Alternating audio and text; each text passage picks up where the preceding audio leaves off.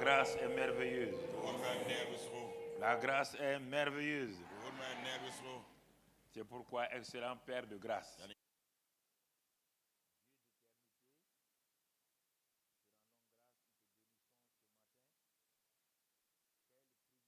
nous avons ce matin de nous tenir dans ta présence.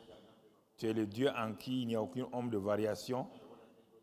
Tu nous as aimés d'un amour éternel avant que nous te connaissions. Et ce matin, notre présence ici, c'est parce que tu es présent.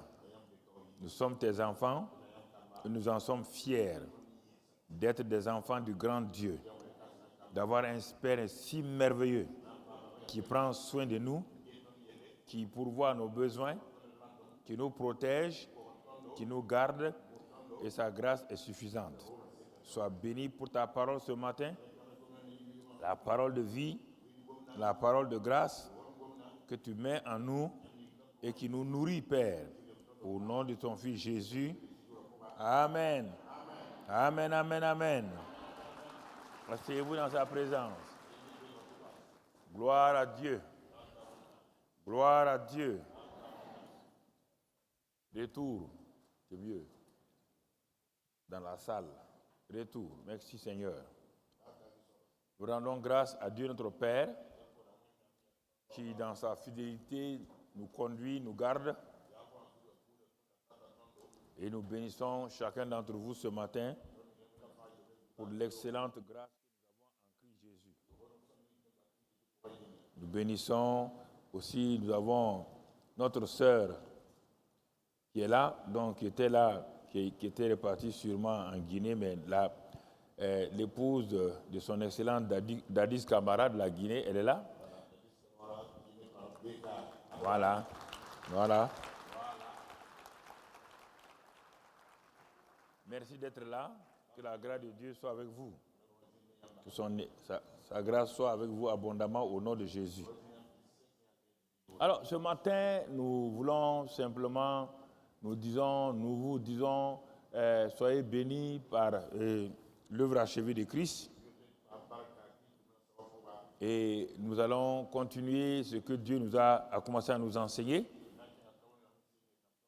Et nous voulons que chacun d'entre vous puisse écouter attentivement, simplement, ce que Dieu nous donne.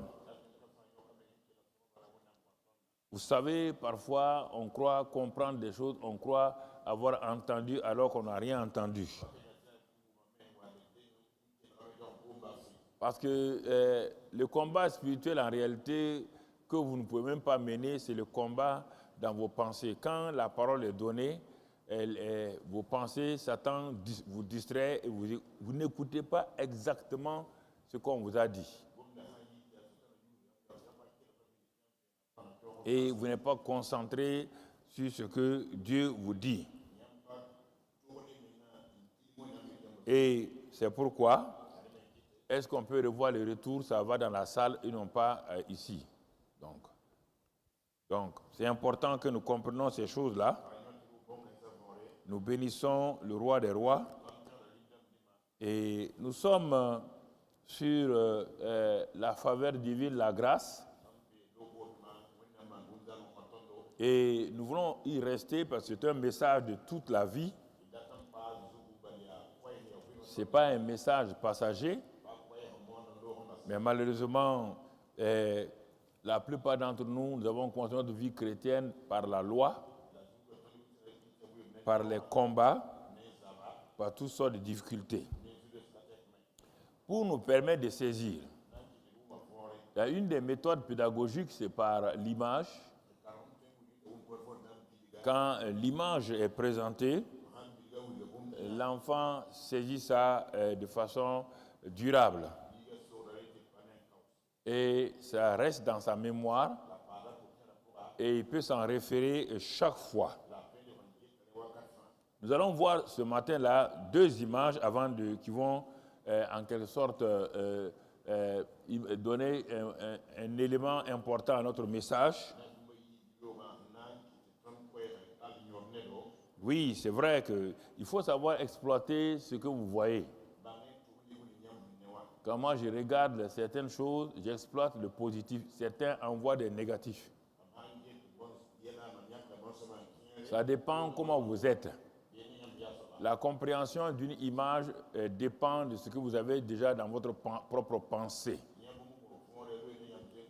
Si vous êtes quelqu'un de négatif, même si on vous présente une ligne droite, vous allez dire que la ligne est courbée. Ça, c'est important que nous devons savoir. Alors, nous allons voir dans un premier temps une première image qui va nous montrer deux personnes en train de faire donc du sport et qui l'un utilise la grâce et mon ami, l'un utilise la grâce, l'autre utilise l'effort.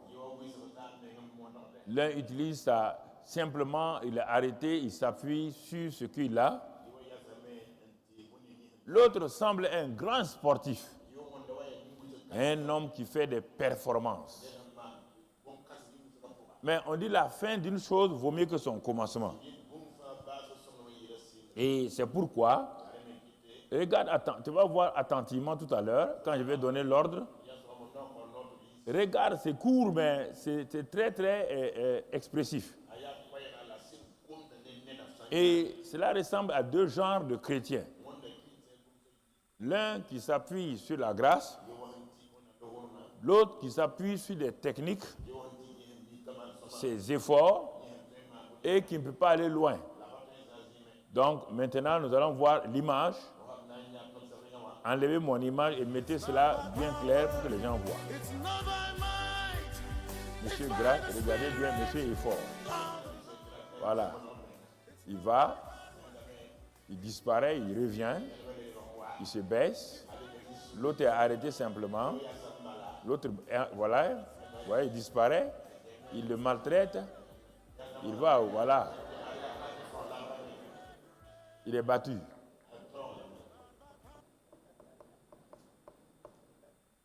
Ta vie chrétienne ressemble à laquelle? Non, pas raconter des histoires.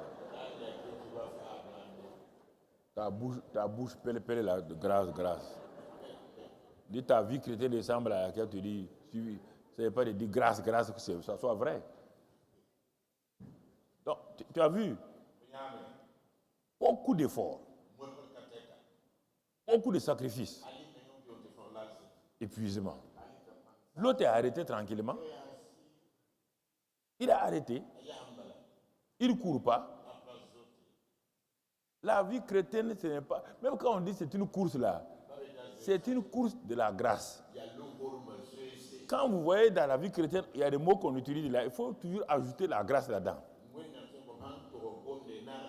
La course de la grâce. La force de la grâce. La foi de la grâce. Toutes ces choses-là. Comprenez? Quand on dit, par exemple, certains disent, bon, Dieu a dit, travaillez à votre salut. Alors, parfois, quand les gens disent ça, je dis, bon, viens me montrer comment on peut travailler à son salut. Viens me montrer. Viens me montrer. Montre-moi comment on travaille à son salut. Dieu t'a donné un salut. Est-ce que tu comprends qu'est-ce que ça veut dire travailler à son salut? C'est comme quand Jésus, les disciples ont dit à Jésus, Seigneur, comment devons-nous faire les œuvres de Dieu? Jésus dit d'abord l'œuvre de Dieu. Il n'a pas dit les œuvres de Dieu d'abord, il dit l'œuvre de Dieu. C'est que vous croyez simplement en celui qui l'a envoyé. Si vous croyez en lui, lui va vous montrer comment l'œuvre de Dieu se fait. Travaillez à votre salut. Tu vas travailler ton salut en faisant quoi? En allant dans quelle usine? Ou en allant dans quel bureau? Ou en allant dans quel marché? Vous voyez? Vous prenez les mots et vous allez dans le petit Larousse. Les mots bibliques ne sont pas analysés par le petit Larousse ou bien les dictionnaires. Non. Travaillez à votre salut. Regarde la suite du verset. Il dit car c'est Dieu qui produit le vouloir et le faire selon son bon plaisir. Crois et Dieu produit le vouloir et le faire selon son bon plaisir. Toi, tu extrais un verbe. Tu ne sais pas l'analyser et tu balances le verbe. Tu vas te trouver épuisé. Épuisé. Donc, la deuxième image que nous allons voir, elle est plus expressive encore et elle va te permettre de comprendre que Dieu t'a tout donné. Parce qu'il y a des chrétiens, ils ne savent pas que Dieu leur a tout donné. Quand on dit ça aux chrétiens, ils disent mais où ça est? C'est ça, avant de projeter l'image. Dieu dit à Moïse, qu'as-tu dans ta main? Il dit un bâton. Dieu dit non, c'est l'arme la plus puissante qu'un homme puisse avoir sur la terre. Mais Moïse regarde le bâton. Il ne voit pas en quoi ce bâton-là puisse être une arme. Mais Dieu dit, tant que tu n'iras pas, tant que tu ne vas pas obéir, tu ne sauras pas que dans ce bâton-là, il y a des signes et des prodiges. Et quand Moïse est parti, est-ce qu'il a fait un combat? Il est parti en vainqueur. Et qu'est-ce qui s'est passé? Il a simplement utilisé par la foi le bâton à travers son frère Aaron. Et regarde comment il a vaincu, il a humilié Pharaon. Et regarde encore Gédéon. Dieu dit, hey, salut à toi, vaillant héros.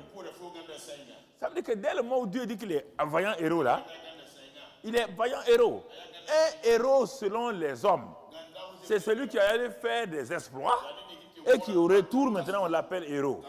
Un héros selon Dieu, un héros de la grâce, c'est celui qui a déjà donc la victoire et il s'en va en vainqueur pour vaincre. C'est totalement différent. Ne prenez pas vos analyses humaines, sociologiques et philosophiques pour essayer d'interpréter la parole de Dieu. C'est ça qui vous crée des problèmes. La parole de Dieu, elle ne peut pas être analysée par des dictionnaires humains. C'est la parole qui vient de l'éternité. Alors, en regardant la deuxième image que nous allons projeter maintenant, on va voir, je l'ai envoyé à plusieurs, mais on va voir, deuxième image, voilà, un homme qui vient, regardez, on va faire sur arrêt sur image. On te montre, regardez comment il est chargé. Il a 3 sacs sur son épaule droite. Il a une brouette dans sa main gauche. Regardez les gens de chrétiens là. La brouette, c'est la grâce. Ses épaules, c'est la loi. Regarde, il ne faut pas me regarder, il faut regarder l'image. Regarde ta vie, regarde ta vie. Regarde comment tu es misérable ici là.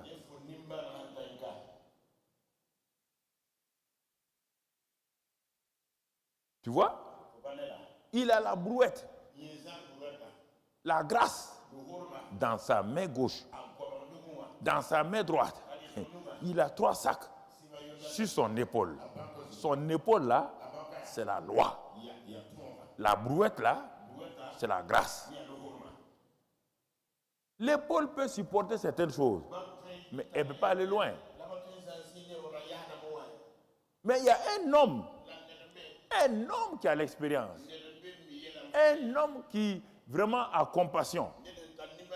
Va et voit ce jeune homme-là sur le chemin.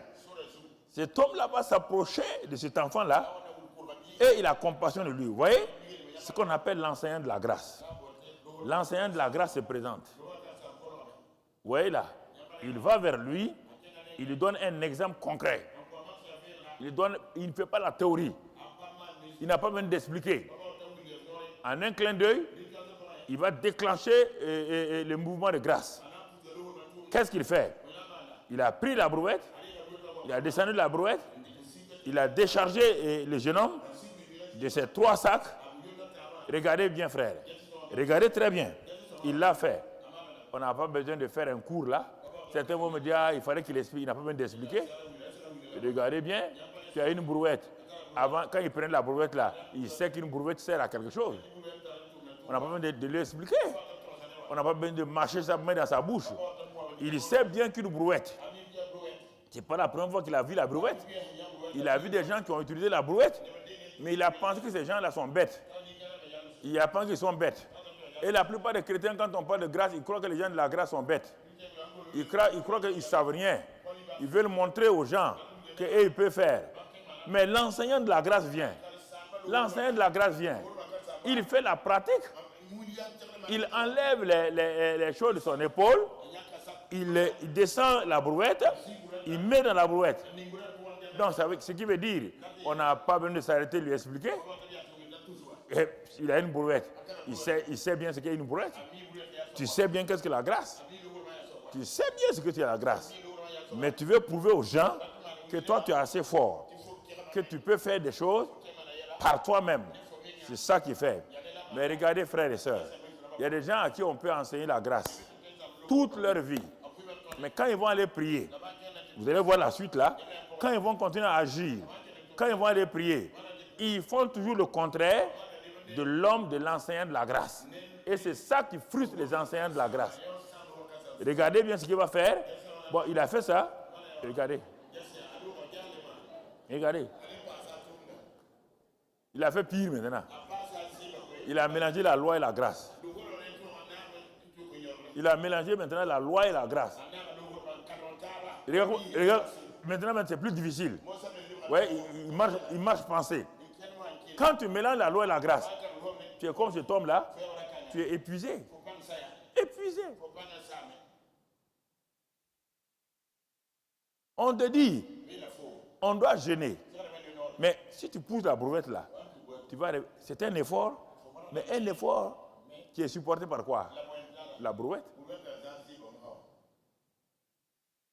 C'est la brouette. Est-ce qu'il peut aller loin avec ça? Il peut aller loin? Tu peux aller loin avec une vie comme ça? Une vie mélangée de loi et de la grâce de Dieu? Regarde. Regarde ta vie. Pourquoi tu souffres là? Jeûner, prier, 21 jours. Hier, quelqu'un me racontait, dans un pays voisin là, il a dit à quelqu'un, il a dit qu'il va faire 21 jours de prière. 21 jours de prière. Il a dit, hey, ma fille, ne fais pas 21 jours de prière. Ton mari a fait ça, il a eu des problèmes. Ne fais pas 21 jours de prière. Tu n'as pas la capacité de faire 21. Et tu cherches quoi? Et ça, en tête, elle a fait. Elle est actuellement, elle est devenue folle. Hier seulement, on m'a téléphoné. Elle est devenue folle. Il y a un autre qui est parti dans un pays. Ce fameux jeûne de 21 jours là. 21 jours. Le corps humain, 3 jours sans eau, c'est bon. Mais 7 jours sans eau, tu perds tes reins. Et le corps humain peut aller jusqu'à 21 jours peut-être sans manger, mais pas plus que ça. Tu crées des problèmes. Et tu veux quoi? Tu fais le jeûne là, tu veux quoi dans le jeûne là? Tu cherches quoi dans le jeûne là? Tu cherches quoi? Dis-moi un peu. Tu cherches quoi là-dedans? Si tu meurs dans le jeûne, nous on ne t'enterre pas ici. Parce que tu as désobéi à Dieu. Quand on fait le jeûne, on le fait avec intelligence. Cette autre personne-là, hier on me fait le compte rendu. Parti dans un pays où on jeûne. Il est parti dans le pays là, il a fait le jeûne encore, 21 jours. Il arrive à l'aéroport, il tomberait de mort. Des morts de jeûne. Et vous allez dire qu'il va aller au paradis. Hein? Vous croyez qu'il va aller au paradis? Quelqu'un qui se tue. Jeûner avec sagesse et intelligence. Le jeûne n'est pas un prix pour payer, pour mériter quelque chose. C'est une manière pour dire à Dieu, je ne vais pas manger pendant 2 jours, ni 3 jours. Bon, je vais me consacrer là, je vais écouter ta voix. Je suis fatigué de marcher avec mes propres forces. Je suis fatigué de faire des efforts qui ne produisent rien. Seigneur, apprends-moi à marcher par la grâce. apprends-moi à me tenir, à aller par la grâce.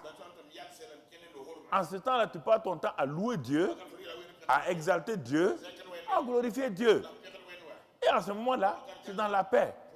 Mais non, non, non, Seigneur, quand tu veux le Saint-Esprit en gênant, le Saint-Esprit est déjà répandu. La guérison est déjà produite.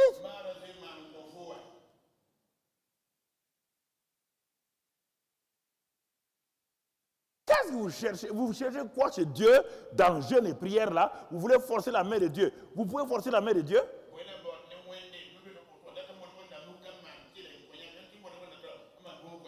Qu'est-ce que vous voulez démontrer à Dieu? Vous voulez démontrer quoi à Dieu en vous mettant dans des jeûnes où vous êtes déjà, votre foi, vos reins sont déjà défaillants et vous créez des problèmes défaillants de reins et après vous dites, ah Dieu, Dieu, quel Dieu?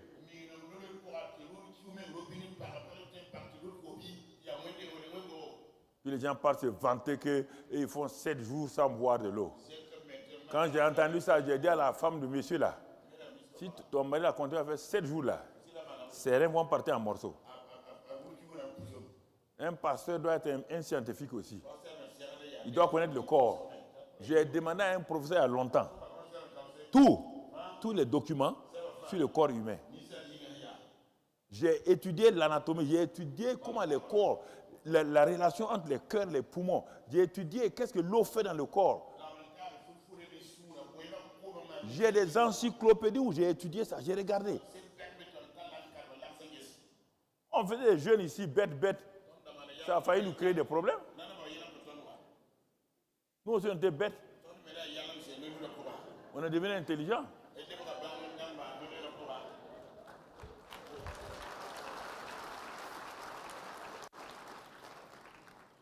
Il y a des choses quand ça ne marche pas, il faut imiter les autres. Il faut imiter les autres. Dieu vient vous offrir gratuitement. Non, non, vous laissez ça. Hein? On vient t'aider. Brouette. Pousse seulement la brouette. Non, non, non. Non, moi, pousser brouette, j'ai assez de force, moi.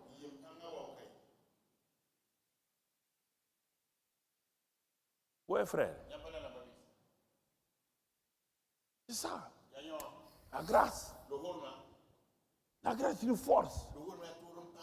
La brouette est une force. Quand on met les 3 sacs là, la brouette même ne sent même pas. Elle ne se plaît même pas. Et elle n'est pas fatiguée. C'est ça la grâce. Elle t'aide à aller là où tu dois aller. Elle t'aide à faire ce que tu dois faire. Donc moi c'est tout. Donc vous comprenez? C'est pourquoi ce matin nous voyons donc la grâce source de la foi donc d'Abraham et de sa postérité. La grâce source de la foi d'Abraham et de sa postérité. Dans Genèse 28, verset 13,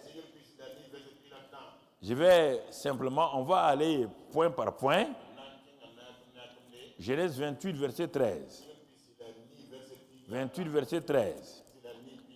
C'est donc Jacob qui fuyait pour aller chez son oncle Laban. Et voilà ce que, quand Dieu lui a apparu, voilà ce que Dieu lui dit. Et voici l'Éternel, il a eu une vision. Qu'est-ce qu'il a vu? L'Éternel se tenait au-dessus de l'échelle. Et il dit, je suis l'Éternel, le Dieu d'Abraham ton père et le Dieu d'Isaac. La terre sur laquelle tu es couché, je la donnerai à toi et à ta postérité. Ta postérité sera comme la poussière de la terre. Tu t'étendras à l'Occident et à l'Orient, au septentrion et au midi, et toutes les familles de la terre seront bénies en toi et en ta postérité. Quand Dieu dit quelque chose à un homme, si cet homme-là est fidèle, sa postérité entre dans ça.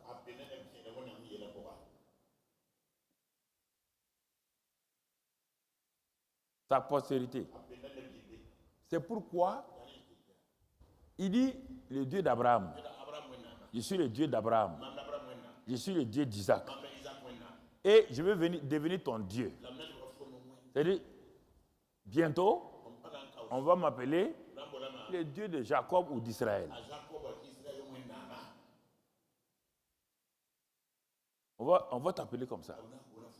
Quand les gens vont dire le Dieu de Jacob, mais quand toi tu vas parler, toi tu vas dire mon Dieu. Ça c'est dans l'Ancien Testament. C'est le mot Dieu. Le mot Dieu. Le mot Dieu qui prévalait. Quand Jésus amène la grâce, il amène une autre notion claire et il amène la notion de notre Père, le Père. Mais est-ce que Jésus qui a commencé ce mot Père là, puisque nous faisons partie de la famille de Jésus, si Isaac a pu dire le Dieu d'Abraham, mon père, est mon Dieu,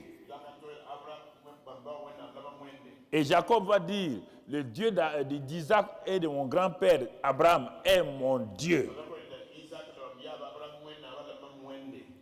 Et ça, c'est dans l'Ancien Testament. Et puisque Jésus a dit que quand vous priez, dites notre Père. Cela veut dire quoi? S'il dit appelez-le notre Père. Et quand il voulait monter, il dit je m'en vais chez votre Père et mon Père. Chez mon Père et votre Père. Vous n'avez plus le droit de dire Dieu d'Abraham, d'Isaac et de Jacob. Vous n'avez plus ce droit-là. Sauf quand vous l'enseignez. Vous ne pouvez plus prier Dieu, Dieu d'Abraham, d'Isaac et de Jacob. Puisque les gens ont dit, nous avons assez prié avec le nom de Dieu d'Abraham, d'Isaac et de Jacob. C'est ça que tout Israël utilisait pour prier. Mais si ça fonctionnait, quand la grâce était là, ils allaient continuer. Mais s'ils ont dit à Jésus, enseigne-nous à prier, et Jésus sait que son père là, c'est le Dieu d'Abraham, d'Isaac et de Jacob. Pourquoi il n'a pas répété ça? Pourquoi vous le répétez quand vous arrêtez Dieu d'Abraham, d'Isaac? Il est ton quoi? Il est ton quoi? Il est ton quoi? Il est ton cousin? Arrêtez ça, hein? Ça, c'est quelle histoire, ça? Des ignorants comme ça. Si c'était la formule, Jésus allait dire, mais continuez votre prière. Dites toujours Dieu d'Abraham, d'Isaac et de Jacob. Non! Il a changé. Dieu d'Abraham, d'Isaac, c'est loin, c'est loin. C'est le Dieu qui est au ciel. Jésus dit avec moi, Dieu va faire une famille sur la terre. Et il devient le père de cette famille-là. Et moi, je suis le premier fils.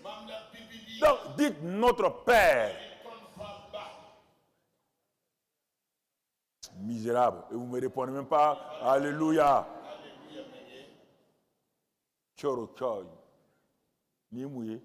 On vous donne un cadeau, un filet de boga.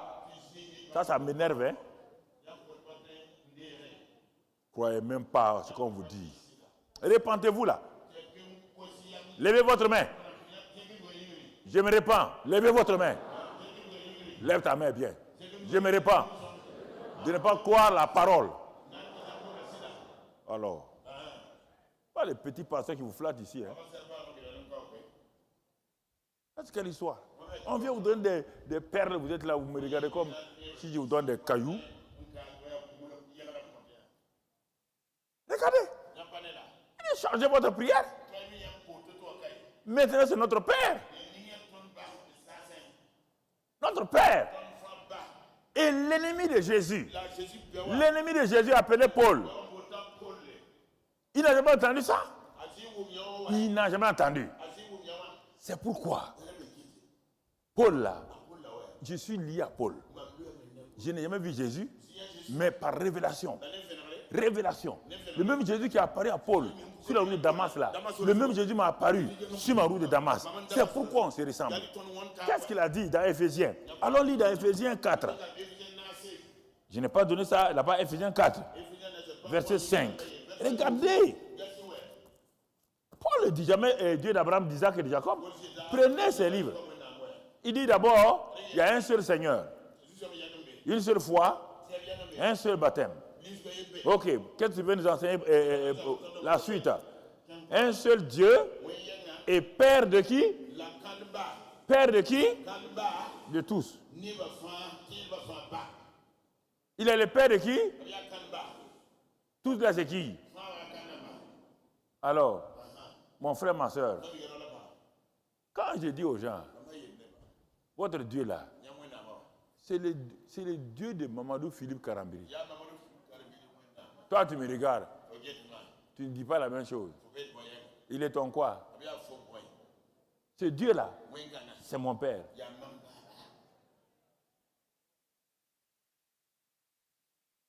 C'est mon Père. Comment voulez-vous que j'aille devant mon Père pleurer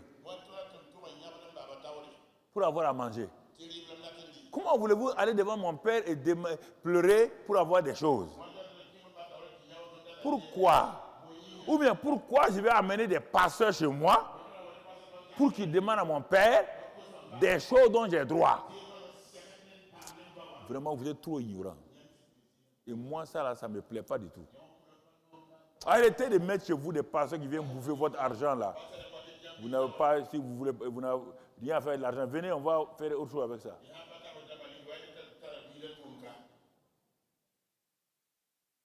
Un papa, je vais dire à tes enfants de venir te demander à genoux, maman, donne-nous ça. Nous, on va les gêner 3 jours. Et tu verras si tu seras contente. Ça, c'est quelle histoire? Donc, toi, tu n'as même pas confiance en ton père. C'est quand un enfant a fait des bêtises qu'il envoie son petit frère pour aller négocier avec papa. Tant qu'il n'y a pas de bêtises là, lui-même s'en va. Il n'a aucun problème. Mais quand l'enfant a péché contre son père, il dit au petit frère là, va dire à papa que j'ai besoin d'un litre d'essence. Il croit que le papa et lui là, il n'y a pas de bonne relation. Mais tant qu'il y a bonne chose là, il vient papa, il dit, ah, ça va papa? Vraiment, mon essence est finie. Tu es un bon papa. Il donne l'argent, il s'en va. Dieu saint, Dieu saint, Dieu saint. Il est le président. Il est président pour les citoyens. Son enfant l'appelle président. Son enfant l'appelle président. J'ai l'honneur de demander un rendez-vous. Même sa chambre à coucher, l'enfant rentre, oui ou non? Rentre dans la chambre à coucher, là où il y a papa, bon Dieu, rentre dans le lieu secret. Il est dit, rentre dans le lieu secret, c'est là où ton père est dans le lieu secret. Le lieu secret, c'est où? C'est la chambre. Dans ta maison, le lieu secret, c'est le salon. C'est la salle à manger. C'est la cuisine. C'est le WC. Le lieu secret, c'est où? La chambre. Dieu, papa, bon Dieu dit, j'ai une chambre, là où je suis assis, sur mon trône. Viens, arrête-toi, pars, mets tes pieds, ta tête sur mes pieds. Dis, papa, tu es mon papa, éternel est mon père, Dieu tout-puissant est mon père. Ce n'est pas un chant, c'est une proclamation, une manifestation. Et il faut arrêter de vous épuiser inutilement, de pleurnicher que Dieu ne vous aime pas. Dieu ne t'aime pas. Dieu a tant aimé le monde. Dieu a tant aimé le monde qu'il a donné son fils. Tu veux qu'il t'aime comment encore? Insensé, incrédule. Tu veux qu'il t'aime comment? Il y a quelque chose de plus que quelqu'un qui donne son fils unique à quelqu'un? Quelle est la chose que quelqu'un peut te donner s'il a un seul fils unique et il te donne le fils unique là, à ta place, il meurt pour toi. Tu vas lui demander quoi? Tu te demandes autre chose, tu es un insensé. Et ce père là va te donner une leçon. C'est pourquoi Dieu donne des leçons à des gens ici. Il dit, ils vont jeûner. Donc ton jeûne est plus que mon fils. Voici pourquoi vous ne vous entendez pas avec lui. Vous laissez. Dieu a tant aimé le monde. Il a donné un cheval blanc. Son fils unique.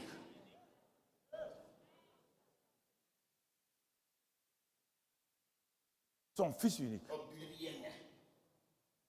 Afin que quiconque croit ça, il passe de la mort à la vie. Cadeau.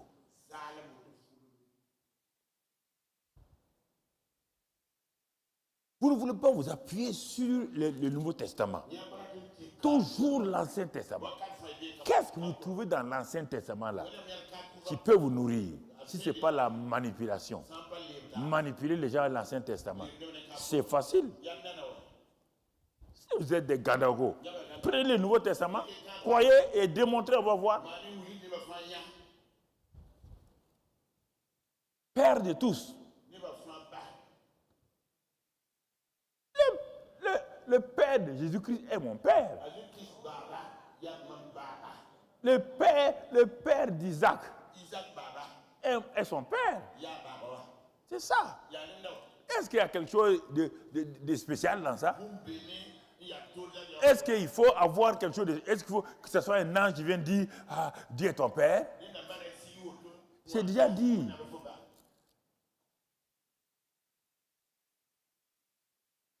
Mais vous transportez l'image de vos pères qui ont échoué là sur Papa bon Dieu. Voilà le vrai problème. Vous pensez que Papa bon Dieu est comme votre père.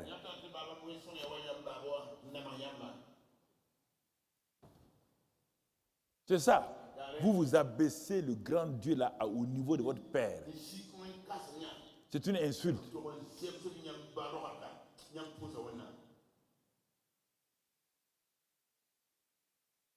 Vous comprenez?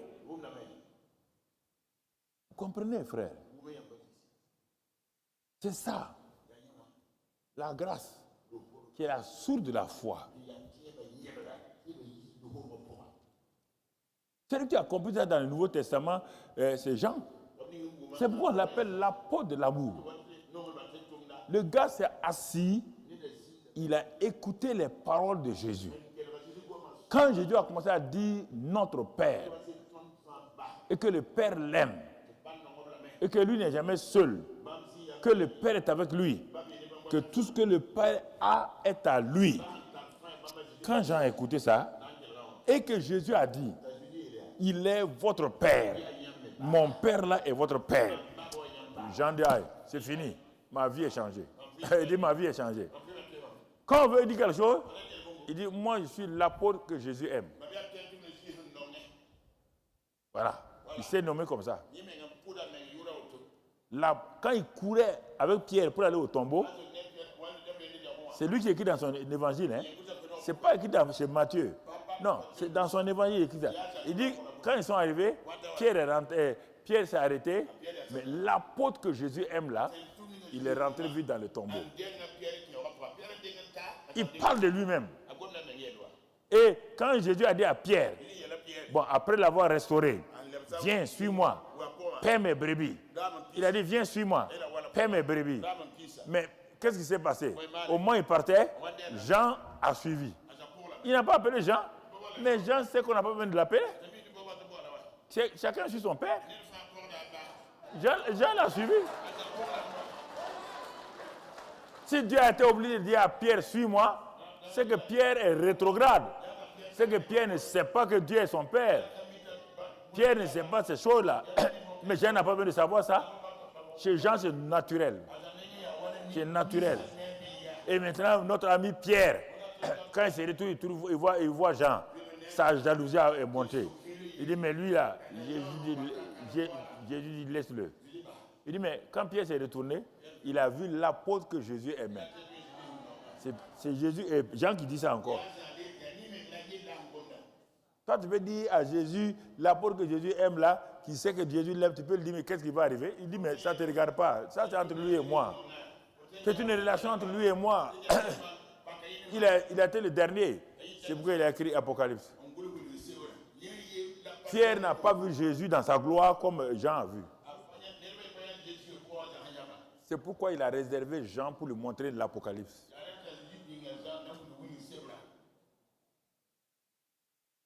Tu comprends? L'histoire de l'église dit que quand Jean arrivait à l'île de Patmos, là, il y avait des sauvages et tout.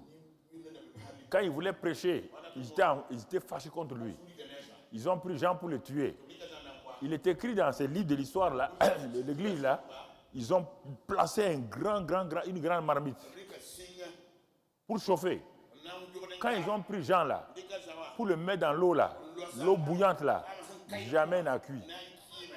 À la fin, ils l'ont sorti, ils l'ont posé. Est-ce qu'on peut cuire l'apôtre que Jésus aime? Est-ce qu'on peut manger l'apôtre que Jésus aime? Que les sorciers ont mangé mon âme. Ton âme qui a été rachetée par Jésus, là, les sorciers peuvent manger ça.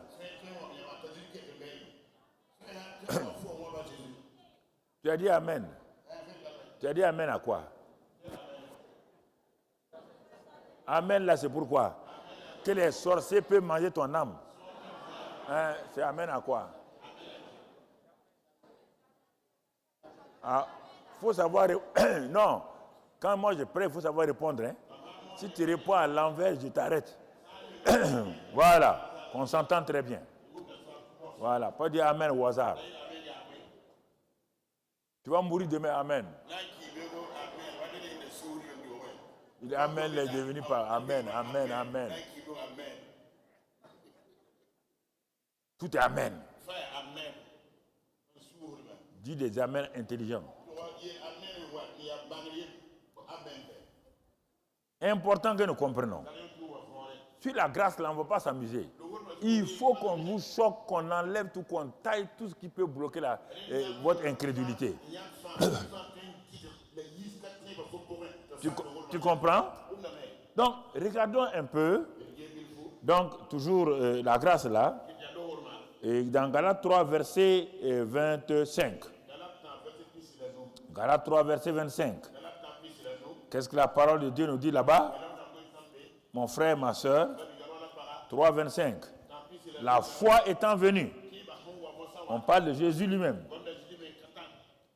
La foi c'est ça, la foi étant venue. Nous ne sommes plus sous le pédagogue de la loi. Nous ne sommes plus sous le pédagogue de la loi.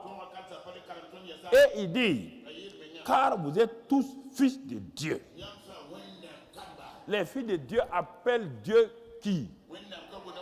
Père. Je veux que ça rentre dans votre cœur une fois pour toutes.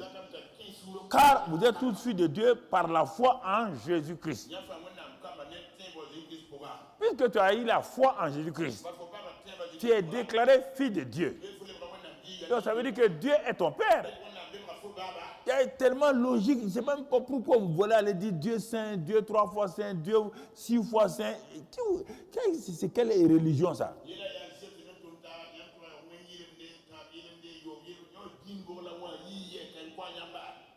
Vous tous qui avez été baptisés en Christ, vous avez revêtu Christ.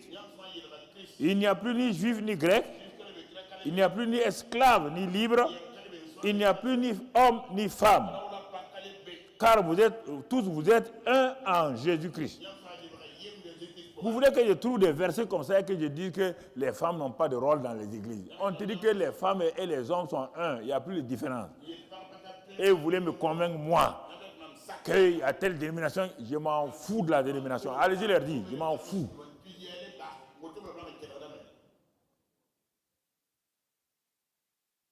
C'est eux qui m'ont sauvé. Hein? Ils m'ont sauvé. Alors. Vous êtes tous un en Jésus-Christ. Et si ce n'est pas ça, si les femmes et les hommes, si ce n'est pas ça, le verset qui suit là, on devait lire comme ça. Et si vous êtes à Christ, qui? Les hommes et les femmes. C'est ça, non? Vous êtes donc postérité d'Abraham, héritier selon la promesse. Mais si vous mettez les femmes de côté, est-ce qu'elles sont héritées de la promesse? Est-ce qu'elles sont filles d'Abraham? Pourquoi vous voulez qu'on mette les femmes de côté? Vous êtes assis ici, quand je vous dis ça, vous ne savez pas. Allez dans les dénominations là. La femme, quand elle rentre à l'église là, elle n'est plus femme. C'est à la maison, on lit que les femmes. Toute leur doctrine, c'est ça. La femme est femme au lit pour faire les enfants. Mais quand elle vient à l'église là, elle est assise là-bas, elle est séparée là-bas, elle n'a même pas le droit de tenir le micro. En ce moment-là, elle n'est pas héritière. Elle n'est pas de la posture d'Abraham. Et vous acceptez sa femme. Je vous ai affranchi au lieu de m'applaudir, vous êtes là. Hey, Abraham Lincoln a affranchi les esclaves, oui ou non? Oui ou non? Moi, j'ai affranchi les femmes chrétiennes du Burkina.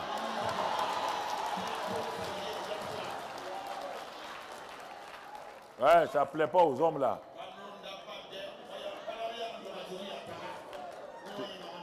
Tu n'as pas applaudi ta femme, hein? Voilà. Pour l'applaudir.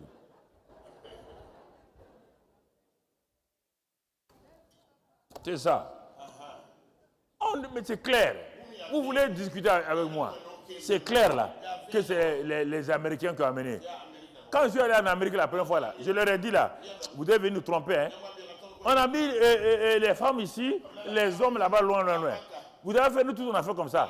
On a mis les femmes là-bas, on a mis les hommes ici, pendant longtemps. Dès que j'ai mis pied aux États-Unis, je suis allé en 87 là, je suis allé dans les églises là, j'ai regardé. Le type assis avec sa femme, même comme ça, en pleine réunion. C'est nous les Africains là, on ne sait pas nous contrôler quoi.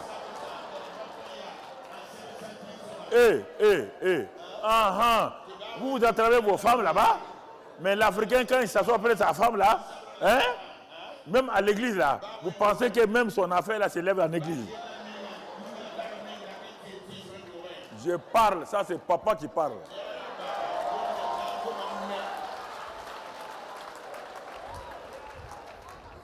Mais, Achille, si tu prends comme ça, hein? Vous entendez, hein? Pour aller vous arrêter que papa dit ça.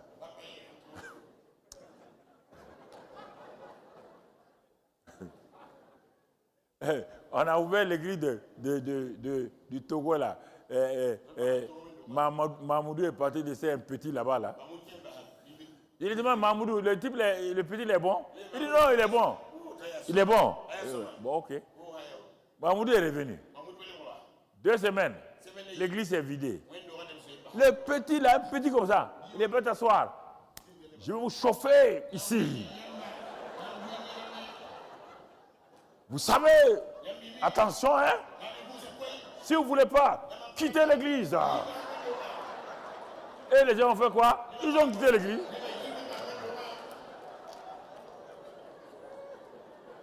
Les gens me téléphonent. On dit, pasteur, les gens sont partis, hein? Il dit, mais pourquoi? Que le petit là, il veut faire comme toi. Quand toi tu parles là, c'est un papa. Mais un blacoro comme ça là, il vient nous parler. On dit, nous on est partis, hein? Il a fallu que j'envoie les gens là-bas, maison par maison, pour demander pardon, quoi. Moi, j'ai téléphoné.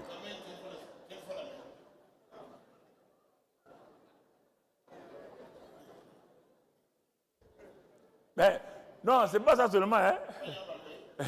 Mon fils Paul Caboret de la mission apostolique. Quand il partait en France, je prêchais. J'ai dit aux gens, si demain, vous n'amenez pas vos Bibles, vous ne rentrez pas ici. Les Français étaient assis, me regardent. Il dit, Mamadou là, il dit, hey, je me suis converti ici. On se connaît. C'est pas la peine, hein. Si demain, vous ne venez pas vos Bibles, vous ne rentrez pas ici. Pourtant, ce n'est pas mon église. C'est quelqu'un qui m'a invité. Je les menaçais. Mon fils Paul Caboret, comme il était avec moi ici, il est parti en France. Quand il est parti en France, il commence à parler. Demain, si vous faites mal, avant qu'il sache, l'église est vidée, les gens sont dehors. Il dit au pasteur, mais pourquoi? Et pas ça, de toi de faire comme Mamadou. Il n'accepte pas, hein? Il n'accepte pas. Ah, ok. Ah, ok.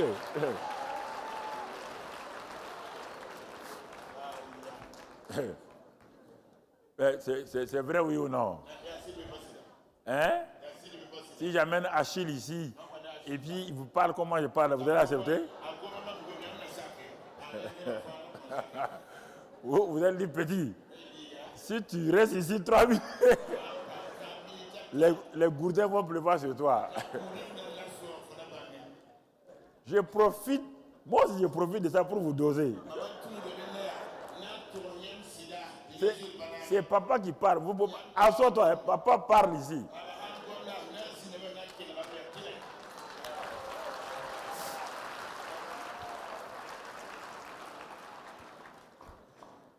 Mais votre maman, là, parfois, me dit, toi, tu abuses, hein? Tu veux me...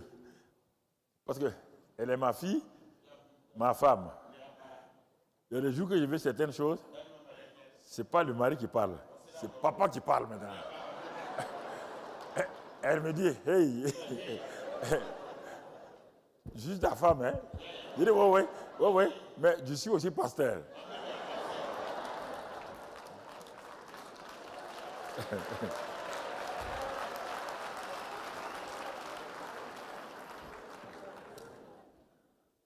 Vous comprenez?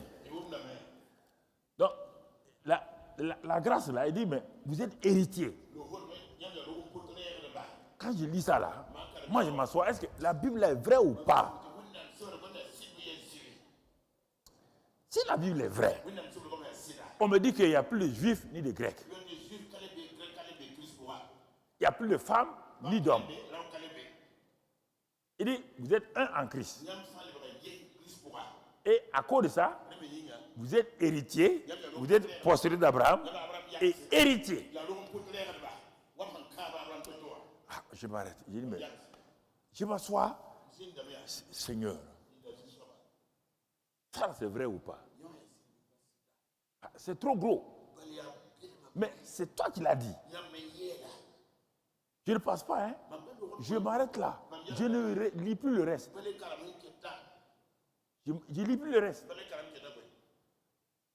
Il faut que ça là, ça rentre dans mon cœur. Si ça rentre dans ma tête là, quand il y a des problèmes là, je ne vais pas croire. Il faut que ça rentre. Je m'assois, je relis. Je cherche d'autres passages pour enrichir. Je cherche d'autres passages. Par exemple, je m'en vais dans Galates 3, toujours verset 13. 3, verset 13 maintenant. Et Galates 3, verset 13. Et qu'est-ce qu'il dit là-bas, mon frère? 3, verset 13. Il est écrit, Christ nous a rachetés de la malédiction de la loi, étant devenu malédiction pour nous, car il est écrit, maudit est quiconque est pendu au bois, afin que la bénédiction d'Abraham eût pour les païens son accomplissement en Jésus-Christ, et que nous ressuscitions par la foi l'esprit qui avait été promis. Donc je regarde. Il dit, Christ nous a rachetés de la malédiction de la loi. Il est devenu lui-même malédiction. Il est devenu malédiction à partir de quoi? Ah, la malédiction de qui? Pas la malédiction de mon grand-père. Non. Qui a provoqué la malédiction là? C'est pas mon grand-père. C'est pas mon ancêtre. C'est qui? C'est Adam. Donc, il est parti. Il est devenu malédiction depuis le temps d'Adam. Tous les péchés d'Adam. Il a commencé la race des pécheurs. Il a commencé la race des maudits. La race des gens qui sont malades. Jésus a tendu sa main. Le Père est parti prendre le paquet des péchés, des malédictions, des maladies, de la pauvreté. Venez mettre sur Jésus, lesquels, depuis la chute d'Abraham, jusque dans l'éternité, il nous a rachetés. Alors, mais en ce moment-là, ma prière change. Je ne prie pas la prière de la loi pour dire, Seigneur, maintenant, Et frères et sœurs, que Dieu vienne nous racheter de la malédiction de la loi. Il dit, nous avons été rachetés. Je vais te montrer tout à l'heure là, puisqu'on n'est pas entré dans la prière de la grâce encore. Pour que tu comprennes comment on prie. Sinon, tu seras toujours comme un chien qui essaie d'attraper sa queue. Tu n'as jamais vu ça, un chien? Il met sa queue, il veut l'attraper. Il est en train de tourner. Est-ce qu'il a déjà attrapé sa queue? La prière de la loi est comme ça. On ne peut jamais attraper la promesse là.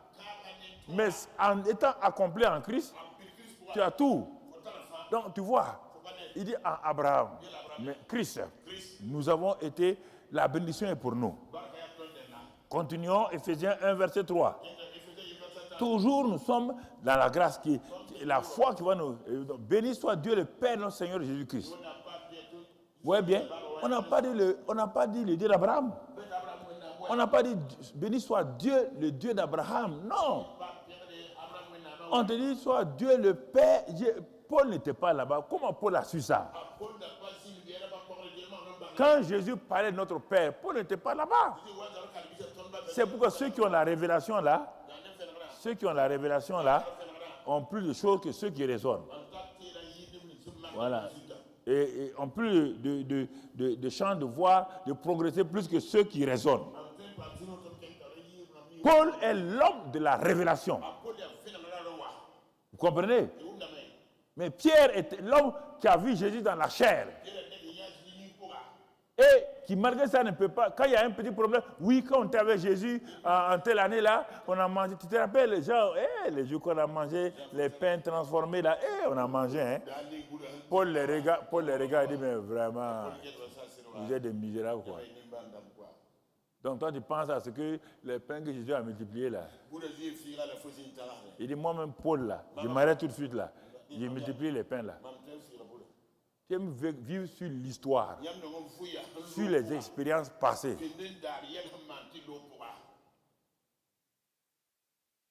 Et j'entends les chants, Jésus a changé mon histoire.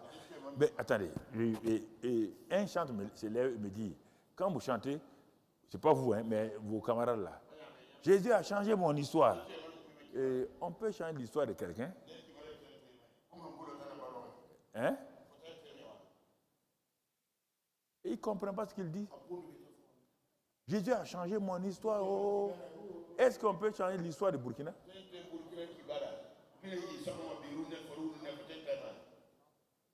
Donc, il change des choses sans tête ni queue. Et puis vous aussi, quand vous êtes devant eux, vous dites, Jésus a changé mon histoire. Quelqu'un chante ça, moi je crois les bras, je les regarde. Voici un ignorant. Jésus a changé mon histoire. Va changer mon histoire. Il va changer mon histoire. On peut changer l'histoire? Va changer, ça c'est futur. Histoire, ça c'est passé. Comment tu vas faire ça?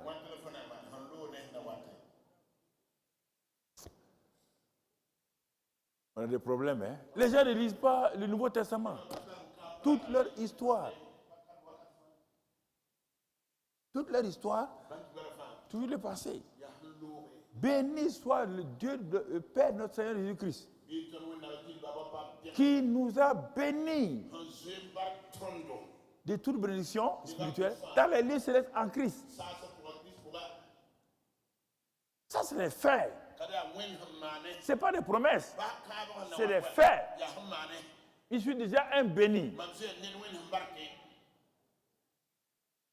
Mais attendez, le problème, tu te poses la question, mais papa, comment ça? Mais la réponse est devant toi. Allons-y. Allons dans Romains 4. Romains 4. Romains 4, verset 17. Romains 4, verset 17. Regardons l'histoire de ce fameux père Abraham là. Regardons ce que la Bible dit. Il dit, je t'ai établi père d'un grand nombre. Dieu dit à Abraham, je t'ai établi père d'un grand nombre de nations. Et il est écrit, il est notre père devant celui auquel il a cru, Dieu. Quel est ce Dieu-là? Il donne la vie aux morts et il appelle les choses qui ne sont point comme si elles étaient. Voilà ce Dieu qu'Abraham a découvert. Il a découvert deux caractéristiques en Dieu. Au début, il n'a pas découvert ça. Mais plus tard, il va découvrir. Quand il est devenu Abraham, il va découvrir. Mais tant qu'il était Abraham, il ne pouvait pas découvrir. Sa mentalité n'était pas changée. Il n'avait pas encore une nouvelle identité. Mais quand il est devenu Abraham, il a découvert que le Dieu auquel il a cru là, ce Dieu-là, il donne la vie aux morts. Pluriel. On n'a pas dit aux individus morts. Hein. Tout ce qui est mort, Dieu donne la vie à ça. Ah, Abraham n'a plus de futur. Dieu a donné la vie au futur d'Abraham. C'est pourquoi il a eu des descendants et des descendants et des descendants jusqu'à nous. Donc tu vois ici, mais deuxième chose qu'il a découvert, il a découvert que Dieu appelle les choses qui ne sont point comme si elles étaient. Pourquoi Dieu révèle cela à Abraham? Pourquoi Dieu révèle qu'il lui donne la vie aux morts?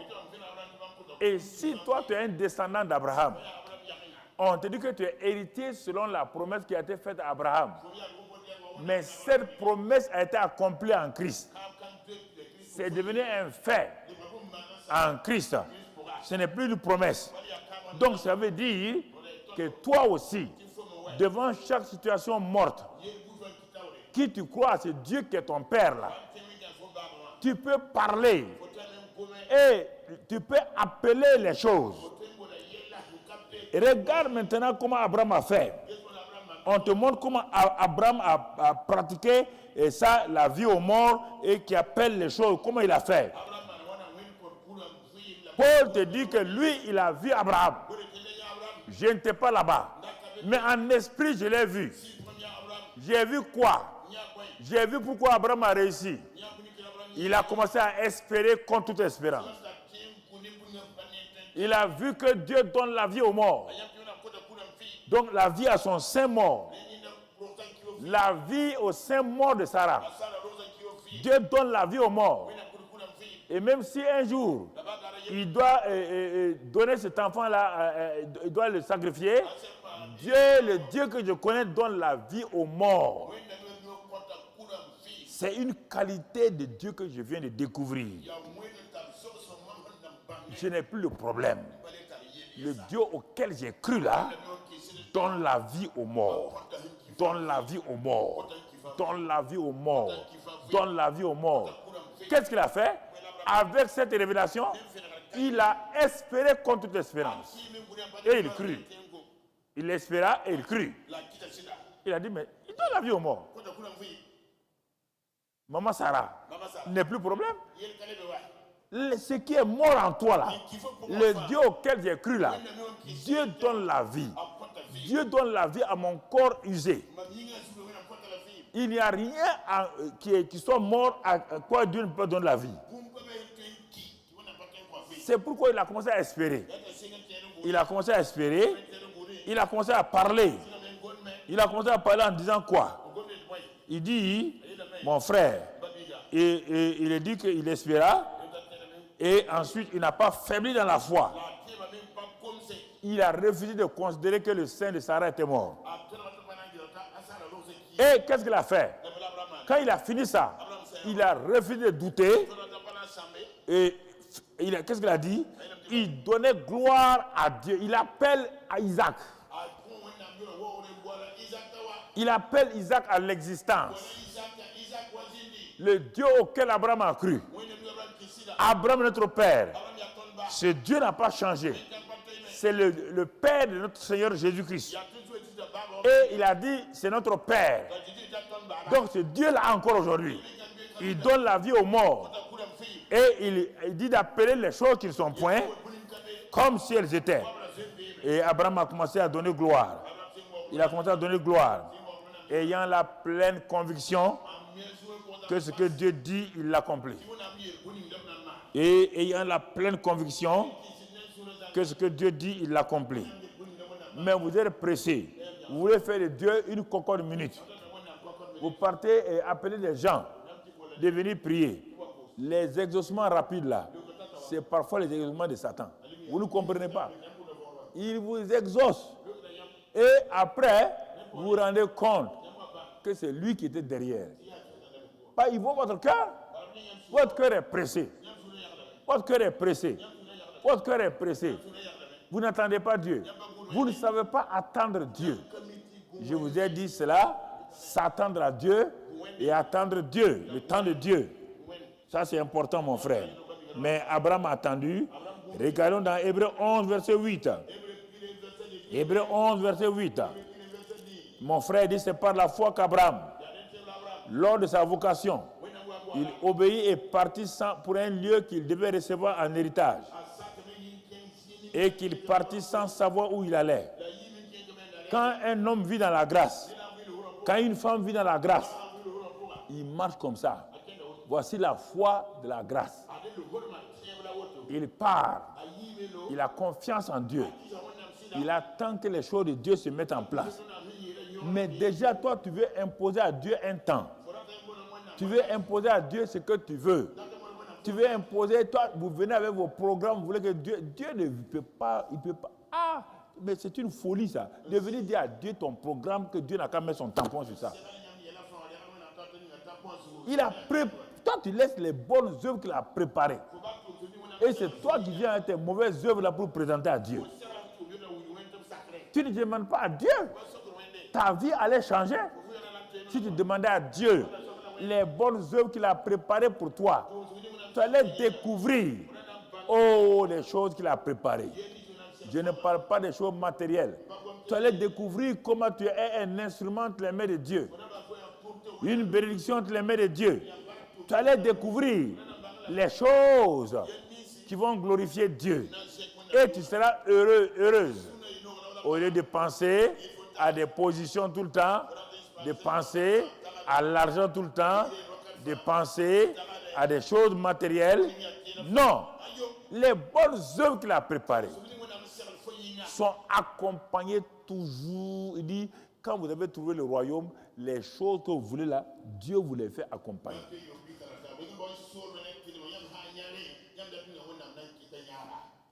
C'est ça. Non, on veut ça. Donne-nous ça. On veut ceci. Mais, frères et sœurs, mais Dieu a donné à Israël la manne. Il a donné les cailles. La Bible dit au moment où il mangeait la manne et les cailles là, il dit la colère de Dieu est venue sur eux parce qu'ils ne veulent pas Dieu. Ils veulent ses bénédictions. La colère est venue. 32 000 furent tués en un seul jour. 32 000. Frappés à cause de leur convoitise. Ils n'ont jamais renoncé à leur convoitise mondaine. Ce qui te bloque, ce sont tes convoitises mondaines.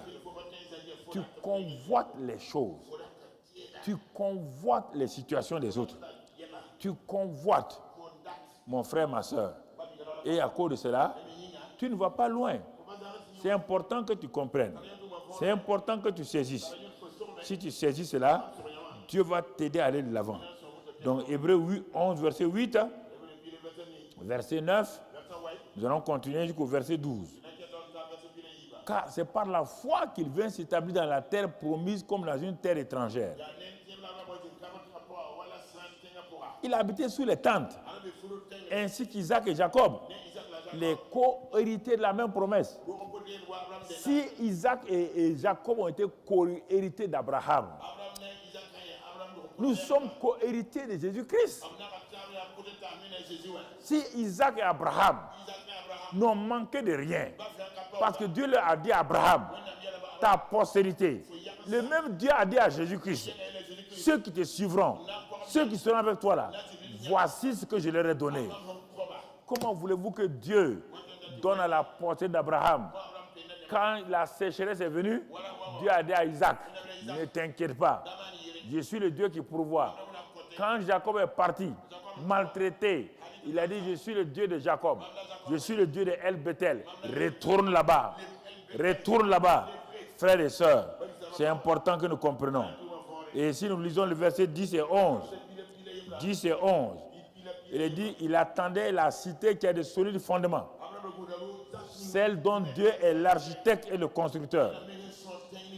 Lui, il a pu construire des tentes, mais il attendait des choses mieux que des tentes. Tout ce que nous faisons sur la terre, c'est des tentes, des choses passagères. Mais Dieu, attendez-vous à Dieu, l'architecte, le constructeur, le pourvoyeur, le guérisseur, tout. Attendez-vous à lui. Attendez-vous à lui. Verset 11. Verset 11, mon frère. C'est par la foi que Sarah elle-même, malgré son âge avancé, fut rendue capable d'avoir une postérité. Parce qu'elle crut à la fidélité de celui qui a fait la promesse. Verset 12. C'est pourquoi d'un seul homme, déjà usé de corps, naquit une postérité nombreuse comme les étoiles du ciel, comme le sable qui est sur le bord de la mer et qu'on ne peut compter. Où Paul a eu tout cela?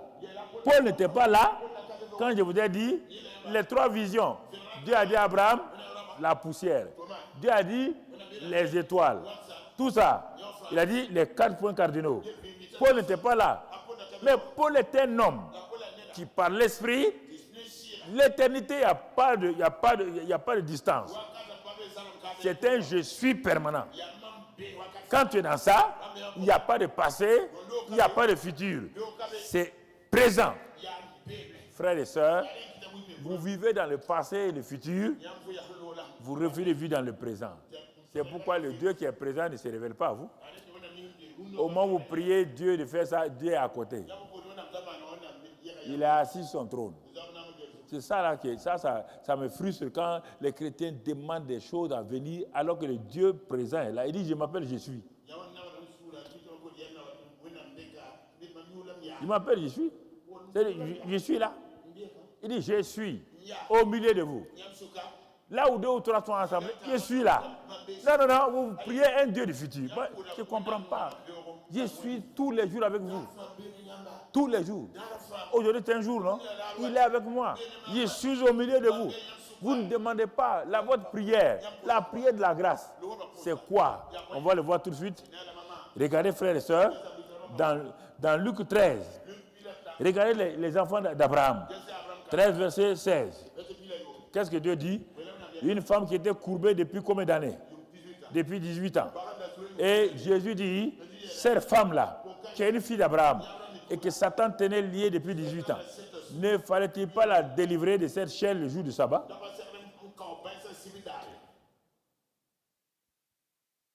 Une fille d'Abraham.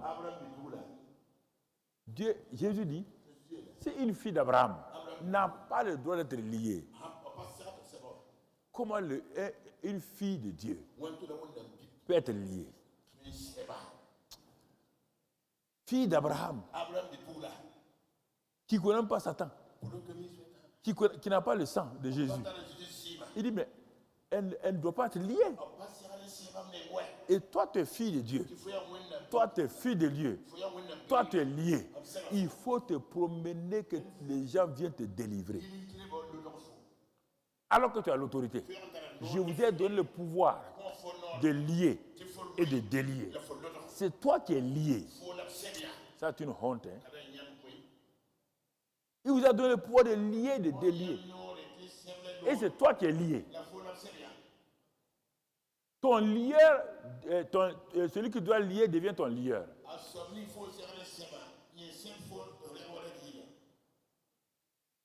Ah. C'est dommage.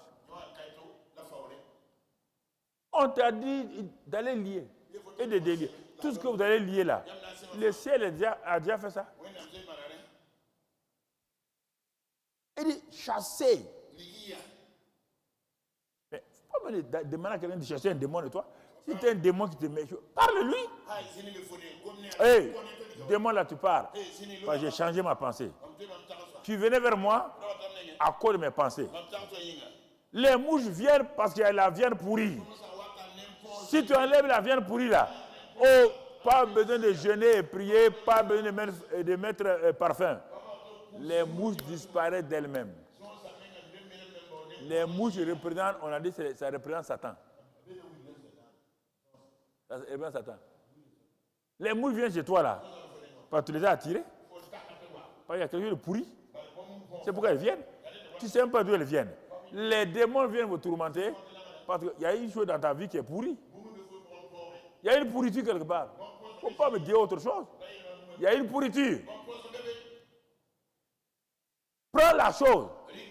Nettoie. Ne pompe même pas les mouches là. Ne pompe pas. Si c'est faux, va à la maison, fais ça. Nettoie, enlève la pourriture là. Nettoie l'endroit. Et pars. Les mouches qui étaient là reviennent en 10 minutes. Elles sont parties. Il n'y a plus rien à s'accrocher. Vous voulez que qui n'a qu'à vous délivrer? Qui? Dans ta maison, quand tu as une pourriture, c'est ton voisin qui vient te nettoyer ça. Pourquoi naturellement on fait des choses que vous ne voulez pas faire spirituellement? Qu'il y a tel homme qui délivre les gens. Mon ami. Si ta chèvre est liée, c'est toi qui délie. Regarde, mon frère. Regarde. Tout ça, c'est ce que Dieu nous a donné en Christ. En tant que postérité d'Abraham. La postérité naturelle et la postérité spirituelle.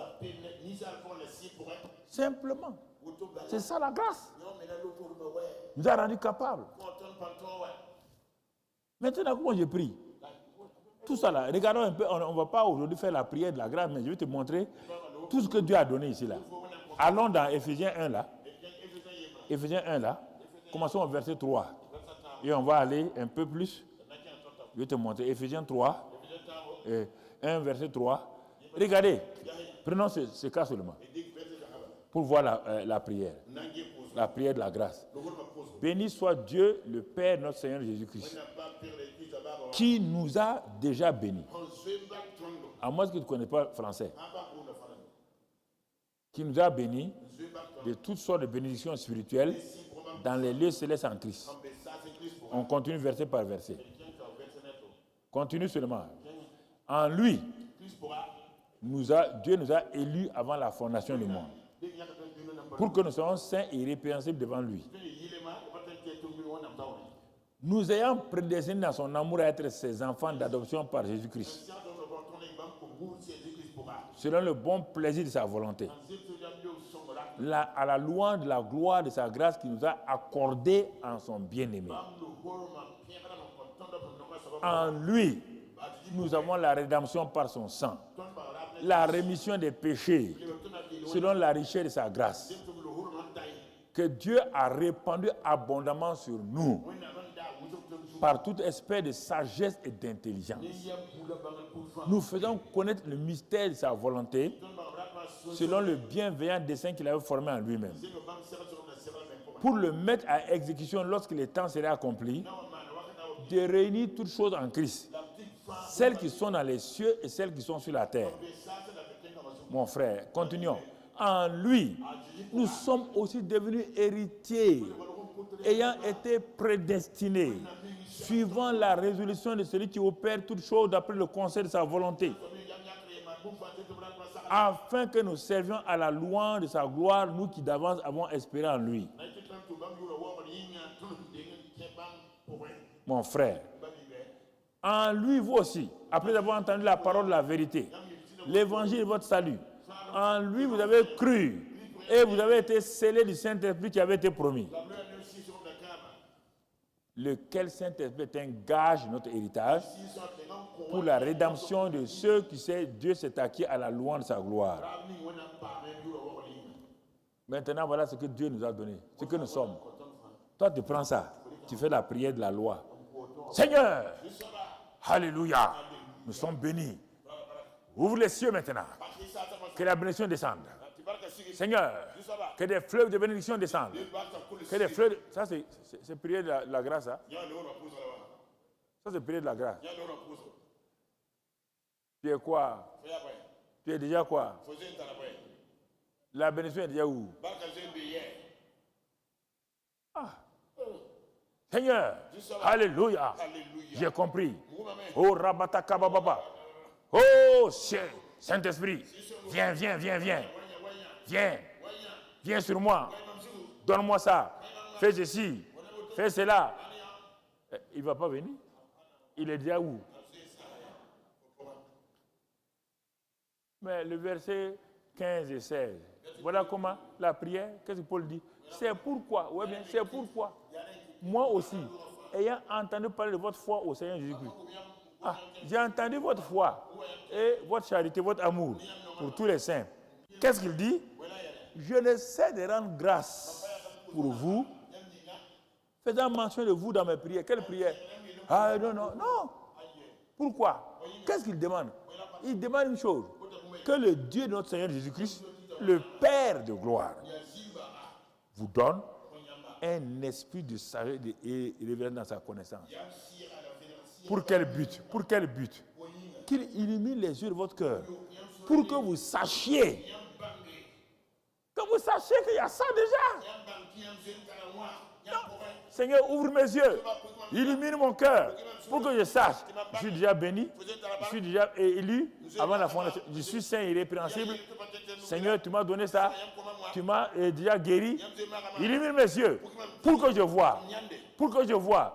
Donne-moi un cœur, remplis-moi de la connaissance de ta volonté, en toute sagesse et intelligence spirituelle, pour que je marche d'une manière digne de toi et que tu sois entièrement agréable, portant des fruits en toutes sortes de bonnes œuvres et croissant par la connaissance de Dieu, fortifié à tous égards par ta puissance glorieuse, en sorte que je sois toujours avec joie, persévérant avec joie. Voilà la prière. Remplis-moi de la connaissance de ta volonté. Ouvre mes yeux pour que je prenne possession de ce qui m'appartient. C'est mon héritage en Christ. Ça ne va pas venir. Je l'ai déjà. Ouvre mes yeux, ouvre mon entendement, que je prenne possession chaque jour. Je vois quoi? La chose s'est passée. Je vois quoi?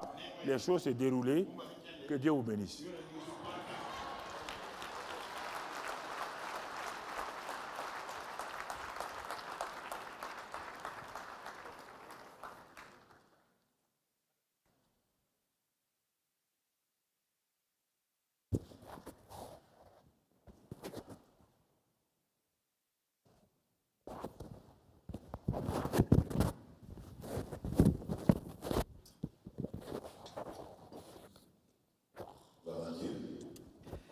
Est-ce que nous pouvons encore acclamer le Seigneur des Seigneurs?